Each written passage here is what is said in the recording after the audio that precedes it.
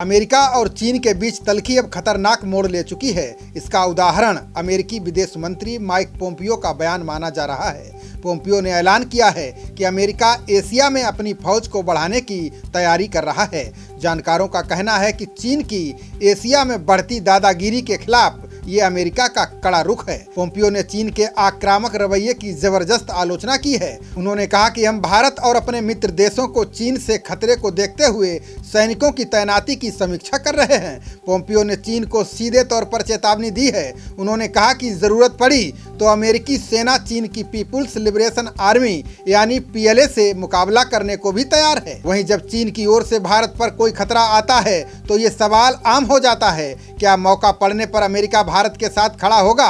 Pompeo का बयान भारत के लिए उत्साह बढ़ाने वाला है। पोम्पियो ने अपने बयान में भारत का साफ तौर पर जिक्र किया है। बता दें कि चीन की विस्तारवादी नीतियों से एशिया में सबसे ज्यादा खतरा भारत को है। इसका उदाहरण लद्दाख में चीनी फौज का जमावड़ा है। इसके अलावा पूर्वी चीन सागर में स्थित द्वीपों को लेकर चीन और जापान में भी तनाव चरम पर है। हाल में ही जापान ने एक चीनी पनडुब्बी को अपने जल क्षेत्र से खदेड़ा था। चीन कई बार ताइवान पर भी खुलेआम सेना के प्रयोग की धमकी दे चुका है।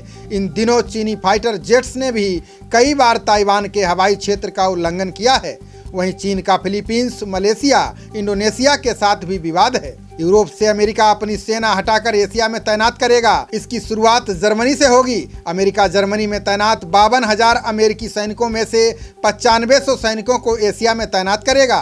भारत चीन तनाव के बीच अमेरिका का ये कदम कई संदेश दे रहा है। पहले ही अमेरिका ताइवान के समीप अपनी 3 न्यूक्लियर एयरक्राफ्ट कैरियर को तैनात कर चुका है, जिसमें से 2 ताइवान और बाकी मित्र देशों के साथ युद्ध अभ्यास कर रहे हैं। वहीं तीसरे एयरक्राफ्ट कैरियर को जापान के पास गश्त पर लगा दिया गया है। अमेरिका के पास दुनिया की सबसे आधुनिक सेना और हथियार हैं। 137 देशों की सूची में आर्मी, नेवी और एयरफोर्स के मामले में अमेरिका अन्य देशों से बहुत आगे है। चीन के खिलाफ घेराबंदी की बात करें तो federation of American scientist international crisis group के आंकड़े साफ कहानी बयां कर रहे हैं। इनके मुताबिक पूरे एशिया में चीन के चारों ओर 2 लाख से ज़्यादा अमेरिकी सैनिकों के जवान हर वक्त मुस्तैद हैं। किसी भी हालात से निपटने के लिए सैनिक सक्षम भी हैं। मालदीव के पास स्थित डिएगो गार्सिया में अमेरिकी नेवी और ब्रिटिश नेवी मौजूद है। ये द्वीप उपनिवेश काल से ही ब्रिटेन के कब्जे में है। हिंद महासागर में रणनीतिक रूप से महत्वपूर्ण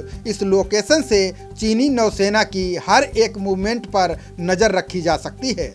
जापान में द्वितीय विश्व युद्ध के बाद से ही अमेरिकी सेना मौजूद है। यहाँ अमेरिकी नेवी, एयरफोर्स और आर्मी के कुल 10 बेस हैं। यहाँ 1 लाख से ज़्यादा अमेरिकी सैनिक तैनात हैं। अमेरिका और जापान में हुई संधि के अनुसार जापान की रक्षा की जिम्मेदारी अमेरिका पर है। यहाँ से साउथ चाइना सी पर भी अमेरिका आसानी से नजर रख सकता है।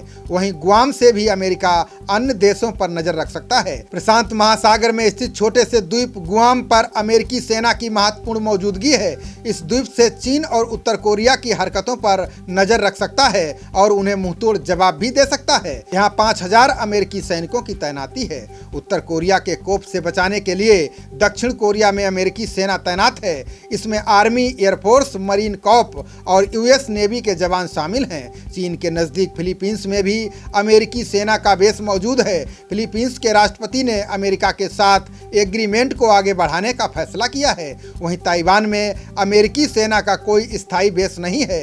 यहाँ अमेरिकी सेना अक्सर ट्रेनिंग और गश्त को लेकर आती रहती है। वर्तमान समय में भी अमेरिका के 2 एयरक्राफ्ट कैरियर इस इलाके में तैनात हैं। इसके अलावा सिंगापुर, एसेसन द्वीप और कजाकिस्तान में भी अमेरिकी सैनिक तैनात हैं। खबरों का सिलसिला जारी रहेगा। देखते रहिए जनप्रवाद। नमस्कार।